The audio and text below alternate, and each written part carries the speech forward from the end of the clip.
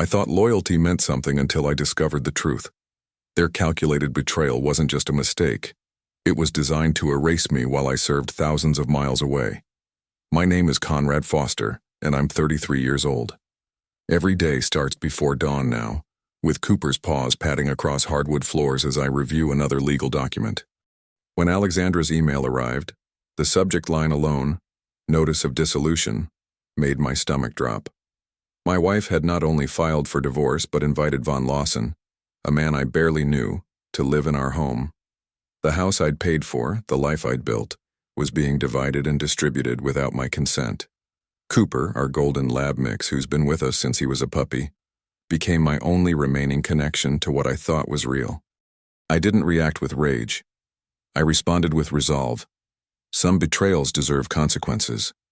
Before I go any further, let me know in the comments where in the world you are watching from, and make sure to subscribe, because tomorrow I will share a story you don't want to miss.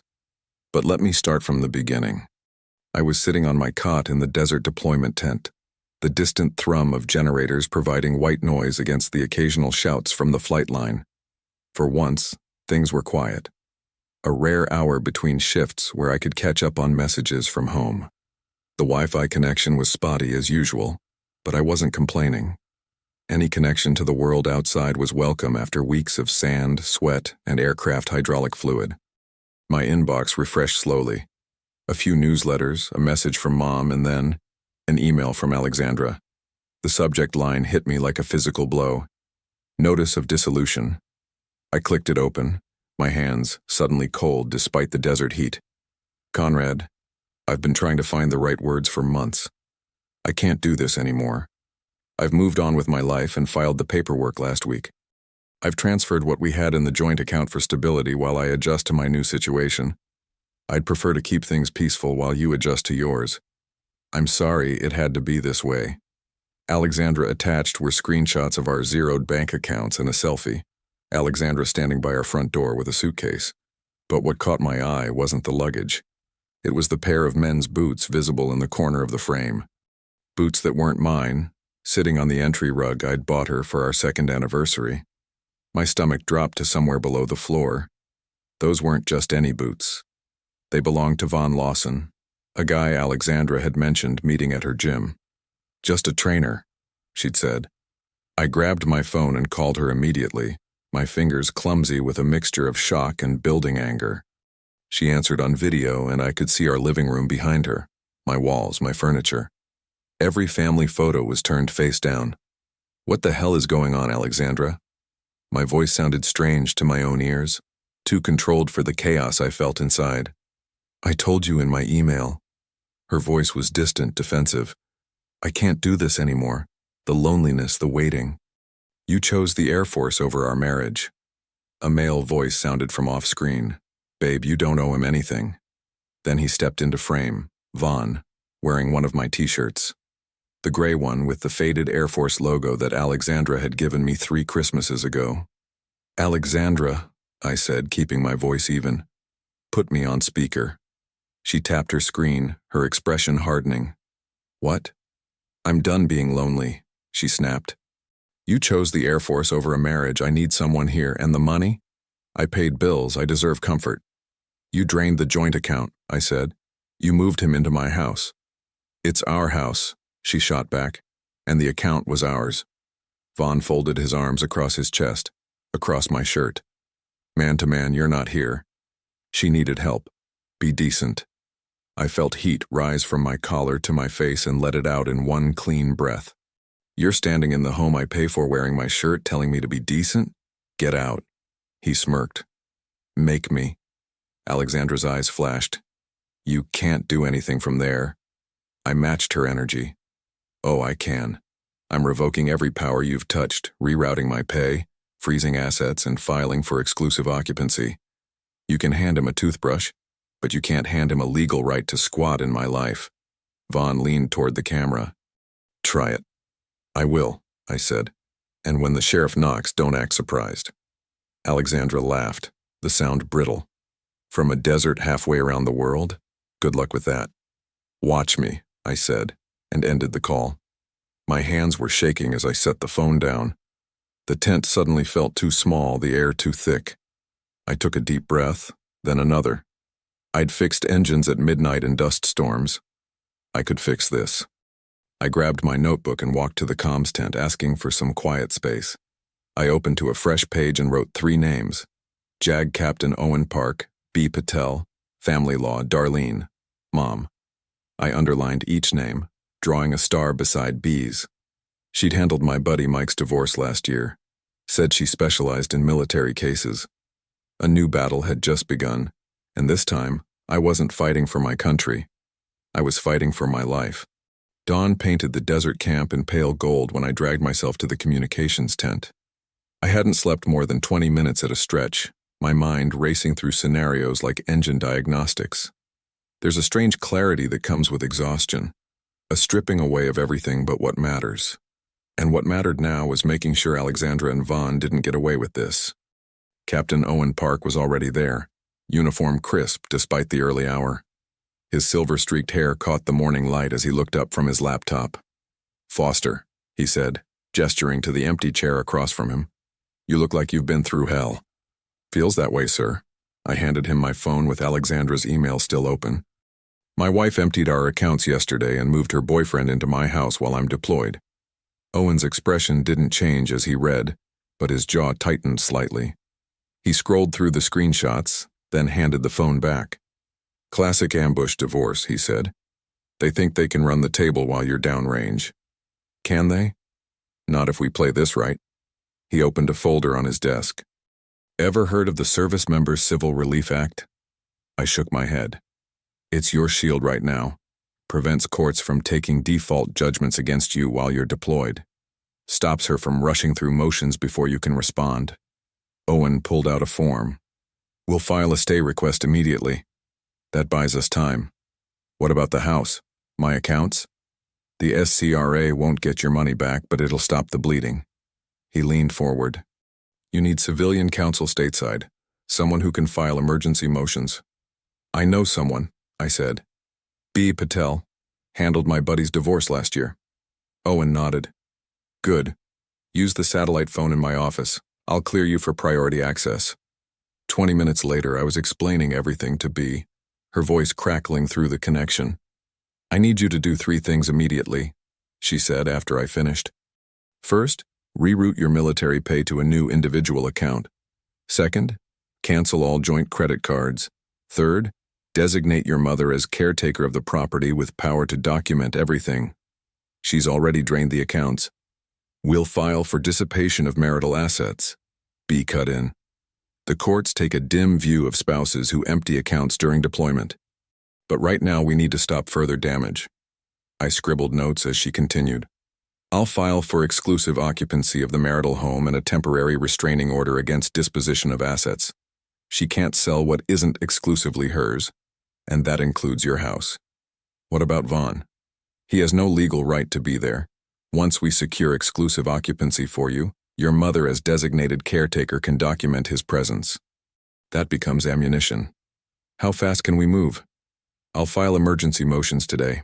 Captain Park will submit the SCRA stay. That prevents any default judgments while you're deployed." Her tone softened slightly. "Conrad, this is a marathon, not a sprint. But we're starting strong." The rest of the day blurred into paperwork. I drafted powers of attorney, signed authorizations, wrote affidavits. The JAG office helped me notarize documents that were then scanned, faxed, and emailed across time zones. By evening, I'd opened a new bank account, redirected my next paycheck, and designated my mother as property caretaker with authority to change locks if the court approved. I felt the first faint sense of control returning as I walked back to my quarters. Then my phone buzzed. A text from Alexandra. A photo of herself sprawled across our couch, wine glass raised in a mock toast. Vaughn lounged in the background, his feet propped on our coffee table. No caption needed. The message was clear. I forwarded it to B immediately. Her response came minutes later. "Perfect evidence of intent to antagonize. Keep collecting. Don't respond." Later that night, I stepped outside my tent and looked up at the desert stars, so much clearer here than back home. The same stars were shining over my house, where Alexandra thought she'd won. You think it's over? I whispered to myself. You think I can't touch you from here, but you've never seen me when something matters. She'd underestimated my patience, my resolve, and she had no idea what was already in motion. 2 days later, my mom called from the driveway of my house. I'm here, she said, her voice tight with determination. The locksmith just finished. Any sign of them? I asked, checking my watch. It was mid-morning back home. No cars in the driveway. I'm going in now. I heard the new key slide into the lock, the door swinging open with a familiar creak. Mom had grown up practical, worked 30 years as a hospital administrator before retiring. She knew how to document things, how to keep emotion from clouding judgment. Oh, Conrad, she whispered after a moment. What is it? They've been living like college kids. Her voice hardened as she moved through rooms. Dishes piled up, beer bottles everywhere. Your framed Air Force commendation is gone from the wall. I felt my stomach tighten. The court order gives you authority to document everything. Can you? Already filming, she cut in. I've got my phone recording video as I walk through. I'll upload it to that secure folder your lawyer set up. I heard her footsteps, cabinet doors opening, more quiet cataloging of disorder. Cooper barked in the background. At least they didn't take him, I said. He needs a bath and probably a vet check. Mom's voice softened. Don't worry about Cooper. I'll take him home with me tonight. That evening, she called again. I installed those security cameras you had delivered.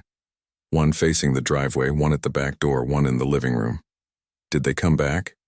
Not yet, but the neighbor said they usually return around 8. I left before then. Didn't want a confrontation. Sure enough, by midnight my time, the first alert pinged my phone.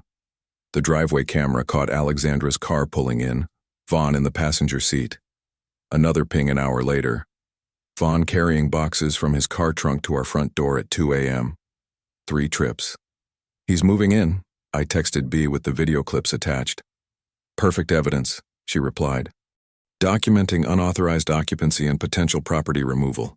Keep collecting. I spent every off-hour compiling records, pay stubs, bank statements, every receipt for furniture I'd bought, the mortgage documents showing my name alone since we'd purchased before marriage. I documented Alexandra's unauthorized transfers, created spreadsheets tracking every dollar. The first victory came in an email from my bank 3 days later. They'd flagged $4,200 in transfers as potential fraud and were reversing them to my new account. Not everything, but enough to feel like forward momentum. B's paralegal called that afternoon. We filed for a financial restraining order this morning. The argument is straightforward. Alexandra dissipated marital funds while you were deployed, in clear violation of state law. Owen stopped by my workspace later with a thick envelope. Draft legal statements, he explained. Invoking the SCRA to stall her county filing. We're arguing the venue is improper and the timing deliberately prejudicial given your deployment status. I remember that day vividly because it was the first time I felt like I might actually win this. Like all those hours filling out forms and making calls might actually matter. At dusk, I sat on my cot rereading Alexandra's texts. Living our best life in your house, she'd written the night before with a photo of Vaughn cooking in my kitchen. I didn't reply, just saved it to the evidence folder and used the anger as fuel. That night, around 2 a.m. local time, my phone buzzed with an urgent message from B. Good news. Judge Harmon granted temporary exclusive use of the marital home to you as the title holder. Order forbids Alexandra from removing, encumbering, or altering property. Effective immediately upon service, which should happen tomorrow morning. I gripped the phone, imagining Vaughn packing his boxes, Alexandra's shock when the sheriff arrived with papers. For the first time in weeks, I felt something like satisfaction. Then another email arrived from B. This one marked urgent. Call immediately. Alexandra filed ex parte petition for protection, claiming you threatened her during your video call. Hearing scheduled for tomorrow. All prior orders temporarily suspended pending outcome. I stared at the accusation, the sudden jeopardy of my small victory. The floor seemed to tilt beneath me. She was lying, and now everything hung in the balance. I slammed my phone down on the cot so hard the aluminum frame rattled. A couple of guys from my unit glanced over, then politely looked away. They'd gotten used to my mood swings over the past week. She's claiming I threatened her? I hissed into the phone when I called B back. That's a complete lie. I know, B said, her voice tight with controlled anger. But ex parte petitions are filed without the other party present. Judges err on the side of caution initially. We'll fight it at the hearing. What does this mean right now? It means the exclusive occupancy order is temporarily suspended. Alexandra and Vaughn can remain in the house until we get this struck down. I pressed my palm against my forehead. How long? Hearings in 3 days, but Conrad, there's something else. She paused. Alexandra submitted a refinance application for the house, with what appears to be your electronic signature. My blood went cold. I never signed anything. Of course you didn't.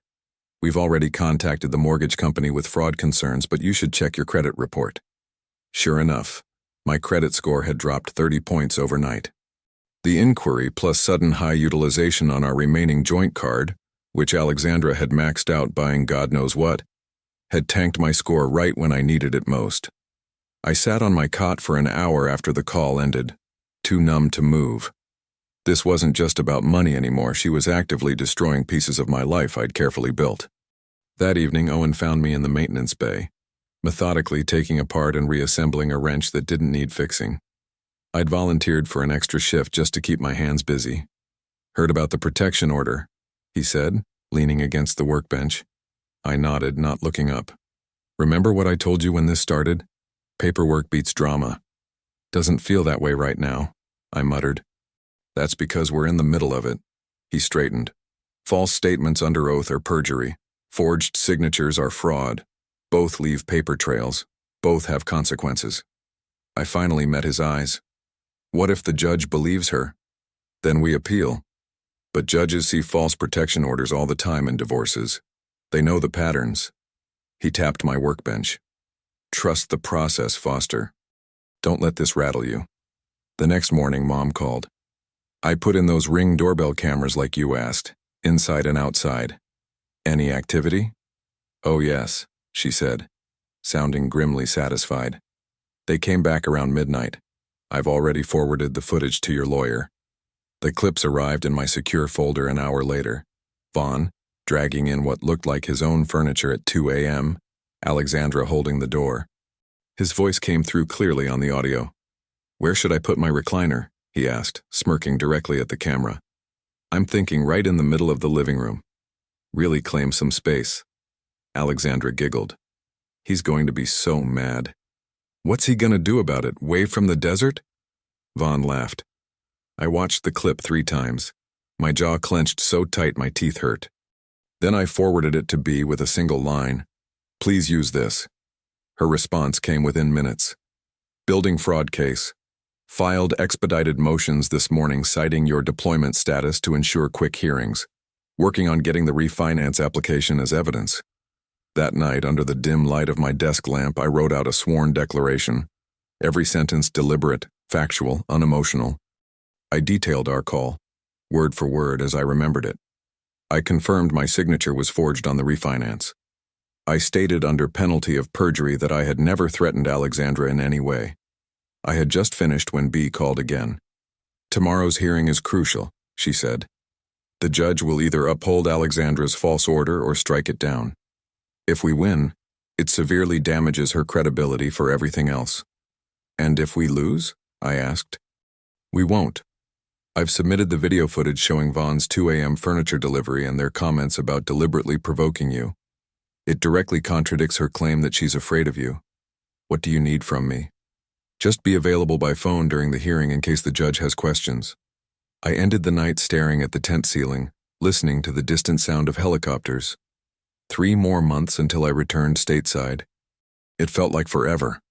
But I'd hold on. What other choice did I have? Dawn broke in shades of dust and orange across the base. I'd been awake since 400, unable to sleep, checking my secure email every few minutes. The ping of an incoming message jolted me fully alert. Evidence package attached, B wrote. Reviewing in court today. I downloaded the files, hands steady, but heart racing. First came the Ring clips. Crisp color footage of Vaughn hauling his recliner through my front door while Alexandra held it open. The timestamp showed 2:17 a.m. "Let me get this straight," Vaughn's voice came through clearly on the audio. "He's stuck in some desert and we're living in his house?" He laughed. "And getting his paycheck?" Alexandra's giggle followed. "Not anymore, but we got enough before he caught on." My jaw clenched. There it was. Admission of intentional dissipation, captured forever. The next file was a bank statement. Alexandra had added Vaughn as a beneficiary to our joint account just 3 days after I deployed. Highlighted transactions showed cash withdrawals of exactly $500, the daily ATM limit, for 12 consecutive days. Last was a screenshot of Alexandra's text to me, a middle finger selfie with the caption, "Guess who's never getting this house back?" I forwarded everything to Owen, who replied within minutes. "Textbook case of fraud and dissipation. Your attorney should request sanctions." As if reading his mind, B's next email arrived. "Filing motion to strike ex parte order and request sanctions for attempted fraud." Alexandra claimed fear while inviting the alleged threat-maker to live with her. Judge won't buy it. The next 4 days blurred together. I worked double shifts repairing aircraft engines during the day, my hands steady even when my mind wasn't. At night, I drafted supplemental declarations, timeline documents, and expense logs that tracked every dollar Alexandra had taken. On the third morning, Alexandra emailed directly, "The judge won't side with an absent husband who abandoned his wife. I offered to be reasonable, but you wanted war. Congratulations. You'll come home to nothing." I forwarded it to B without comment. "Impressive how she keeps handing us evidence," B replied. "Don't worry, Conrad. The law doesn't work the way she thinks." The evidence speaks for itself. The hearing was scheduled for 2 p.m. local time, which meant 2 a.m. for me. I sat alone in the communications tent, headset on, listening to the proceedings via secure call. "Your Honor," B began, "Respondent provides documentation proving the petitioner's claims are not just unsupported but deliberately fabricated." I heard papers shuffling, then B's voice again. "As you can see from the Ring camera footage dated just 2 days after filing for protection, the petitioner doesn't display any fear of my client. In fact, she's invited another man to move furniture into the property, laughing about my client's deployment." The judge interrupted. "Ms. Foster, these allegations are serious. Did you add Mr. Lawson to your bank account and withdraw these funds?" Alexandra's voice was thin, defensive. "I needed help with bills while Conrad was gone.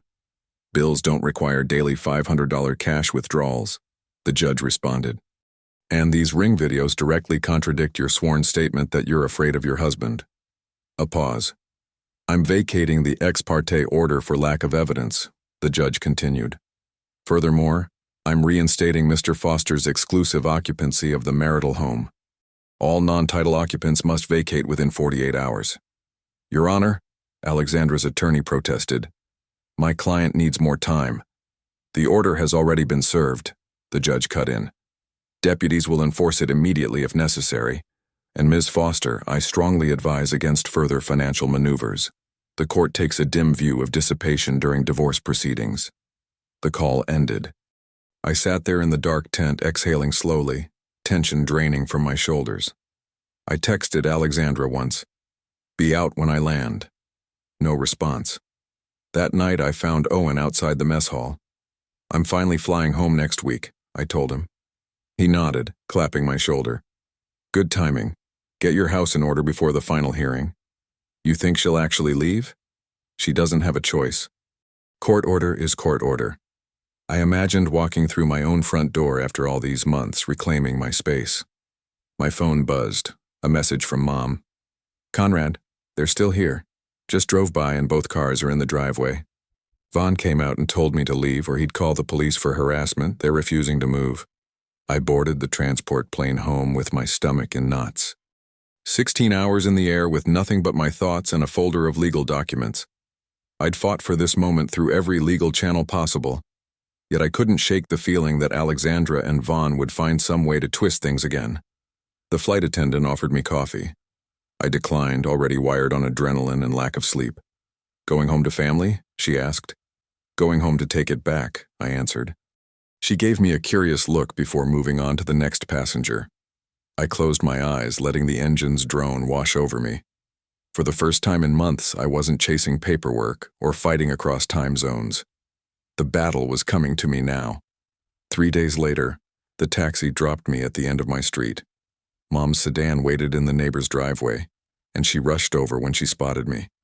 "Conrad," she said, wrapping me in a tight hug. "They're still in there. I didn't want to push it without you here." I nodded, scanning the house. Alexandra's car sat in the driveway beside a beat-up truck I didn't recognize. Vaughn's, presumably. The grass needed cutting. The mailbox hung open. "Sheriff's deputies?" I asked. Mom pointed across the street where an unmarked car waited. 2 uniformed deputies leaned against it, watching us. Beside them stood a man with a toolbox, the locksmith I'd arranged through B. I squared my shoulders and crossed to them. "Conrad Foster," I said, extending my hand. "Thank you for being here." The older deputy nodded. "We've got the order right here. Pretty straightforward. They've had their notice period." "Any trouble so far?" I asked. "Just phone calls from the woman trying to get an extension. Judge already denied it." I took a deep breath and looked back at my house. My house with its drawn curtains and silent rooms. "Let's do this," I said. Mom squeezed my arm. "I'll wait here." I approached my front door, the deputies hanging back just enough to give me space but close enough to intervene. The folder with the court order felt heavy in my hand. I knocked firmly. Footsteps approached. A pause. Then the door swung open. Alexandra stood there wearing one of my old Air Force hoodies, her hair pulled back in a messy ponytail. For a split second, it was like looking at the woman I'd married, until her expression hardened. "You actually came," she said. "It's my house," I replied. Vaughn appeared behind her, looming in the hallway. His arms were crossed, face set in defiance. "Court order," I said, holding out the folder. "You both have to go, now." Alexandra didn't take it. "Conrad, we can talk about this. There's no need for—" "There's nothing to talk about. The judge has ruled. You've had your notice." Vaughn stepped forward. "We're not leaving." "Then they'll escort you," I said, nodding toward the deputies who now approached the door. Alexandra's voice wobbled. "Conrad, I only took what I needed." "No." I cut her off. "You took what you wanted. That's over." The deputies moved beside me. "Ma'am, sir," the older one said. "We have a court order for exclusive occupancy. You have 15 minutes to gather essential personal belongings." Vaughn's face reddened. "This is bullshit. She's still his wife." "That doesn't override a judge's order," the deputy replied calmly. 15 minutes starts now." Alexandra disappeared into the bedroom while Vaughn stood his ground, glaring at me. "You could have handled this like a man," he said. "I did," I replied. "I followed the law." A car pulled up, and B stepped out, briefcase in hand. She approached with quick, confident steps. "Any problems?" she asked me. "Just starting the 15-minute countdown," I said. Alexandra reappeared with a small suitcase. Her eyes darted to B, then widened. "Why is she here?" Alexandra demanded. "To ensure everything proceeds legally," B answered.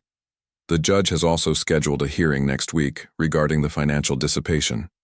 Alexandra spotted Cooper peering from behind my legs. She knelt down. "Come here, boy. You're coming with me." I shook my head. "No, he stays where the lights stayed on." "You can't take my dog." Her voice rose. "Court granted me temporary custody of all property in the home," I said, "including Cooper."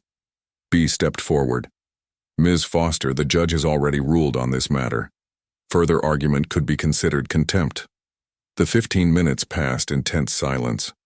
Vaughn threw clothes into a duffel bag while Alexandra kept glancing at me, as if waiting for me to change my mind. When time was up, the deputies stood in the doorway. "Time to go." They walked to Alexandra's car, loading their bags. Vaughn turned at the door, fishing something from his pocket. He threw a set of keys that landed at my feet with a metallic clatter. "This isn't over," he snarled. The deputy placed a hand on Vaughn's shoulder. "Sir, let's go, now." I watched silently as they drove away, the deputies following to ensure they left the property completely. I stood in my doorway, Cooper pressed against my leg, as my house waited for me to reclaim it. The front door closed with a click that echoed through the empty house. I leaned against it, the wood cool against my back, and took my first real breath in months.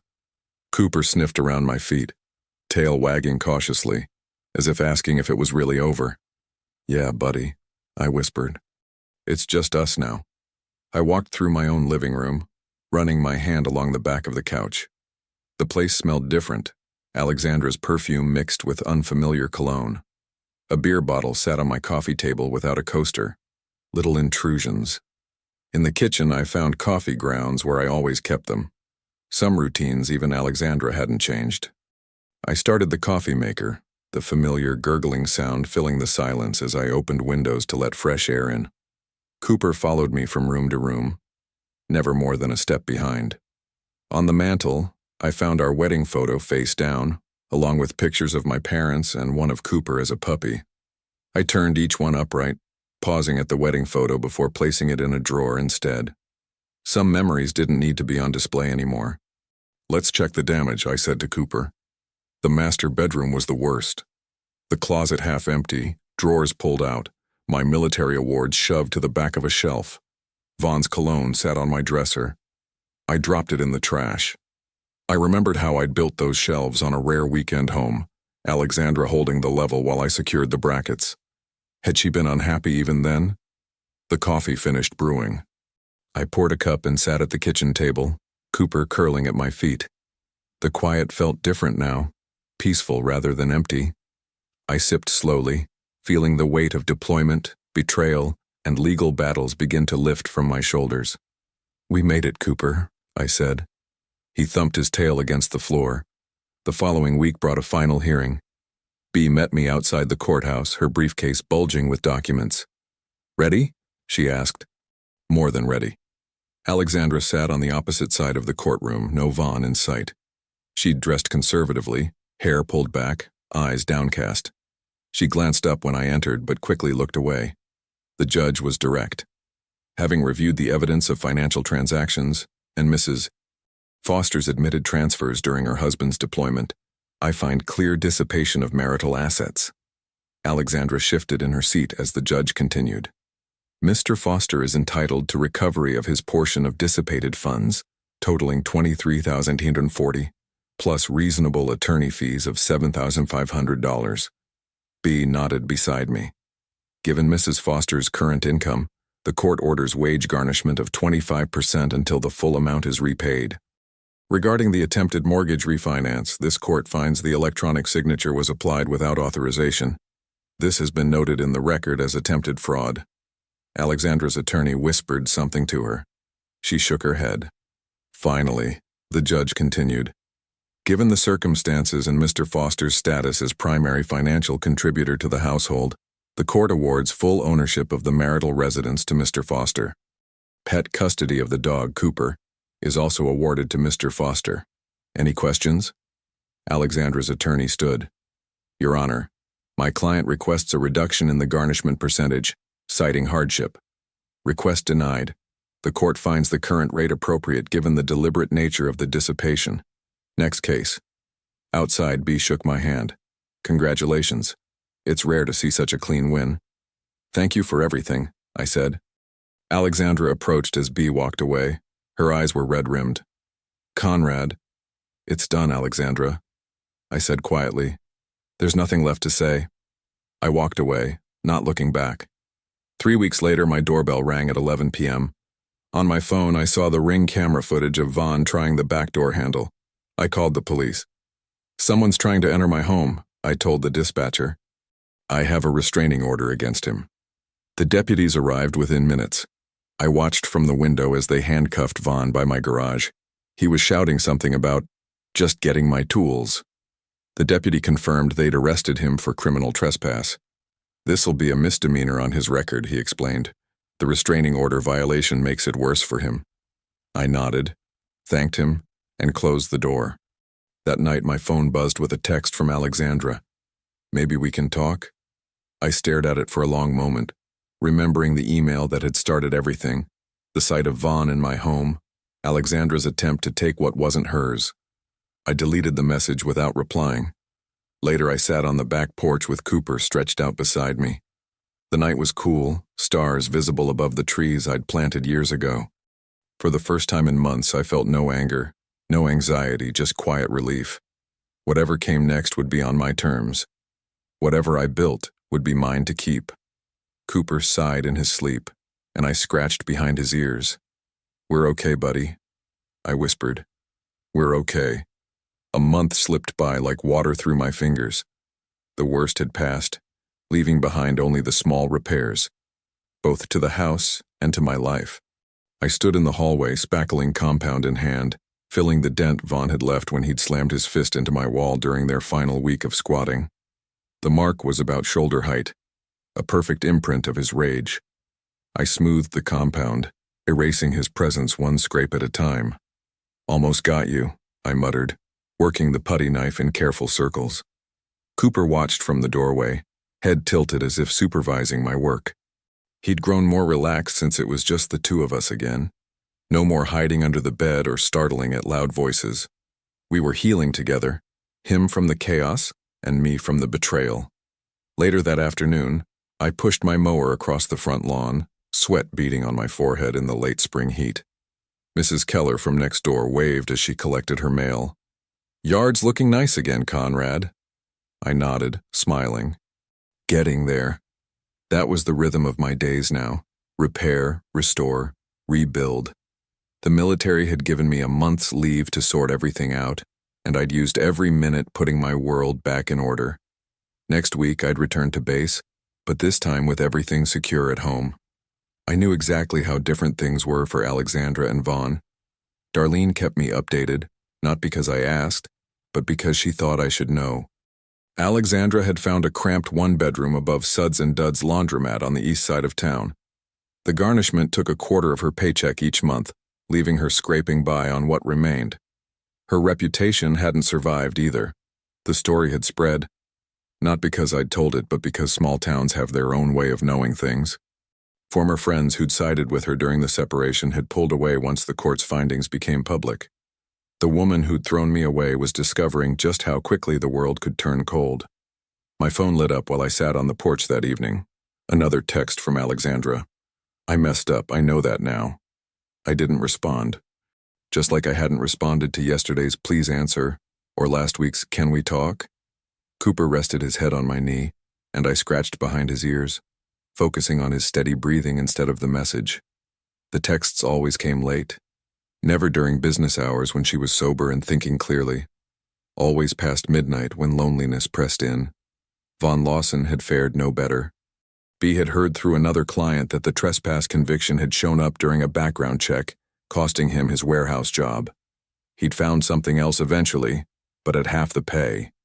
He was sleeping on a mattress in a bare-bones apartment somewhere near the interstate, the kind of place where the rent was weekly and questions weren't asked. His social circle had contracted too. The same guys who'd clapped him on the back when he was living in my house playing with my things now avoided his calls. Amazing how quickly swagger evaporates when you're no longer the big man holding another guy's life in your hands. I didn't think about them often, but sometimes, like tonight, I'd allow myself a moment to acknowledge what they'd lost. Not with satisfaction exactly, but with a quiet recognition that actions create ripples and theirs had finally reached shore. My phone buzzed again. A voicemail this time. I checked the number. Alexandra again. I pressed play, holding the phone slightly away from my ear. "Conrad." Her voice was thick, watery. "It's late, I know, A shaky breath. "I'm sorry. God, I'm so sorry. Everything is... I never thought it would..." She started crying then, soft hiccuping sobs. "Please call me back. Just once. Please." The message cut off. I stared at the phone for a long moment, then deleted the voicemail and blocked her number.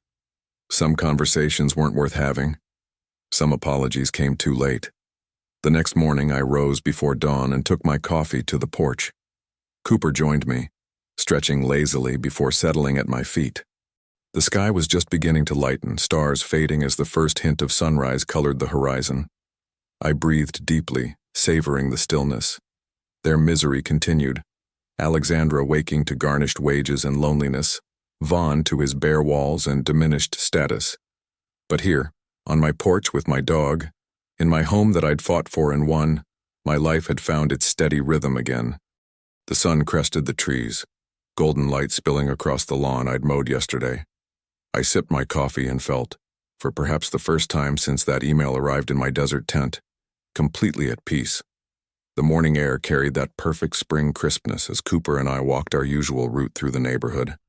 6 months had passed since I'd reclaimed my home, and our routine had settled into something comfortable and predictable. Exactly what I wanted after all that chaos. Mrs. Reeves waved from her garden, setting down her trowel as we approached.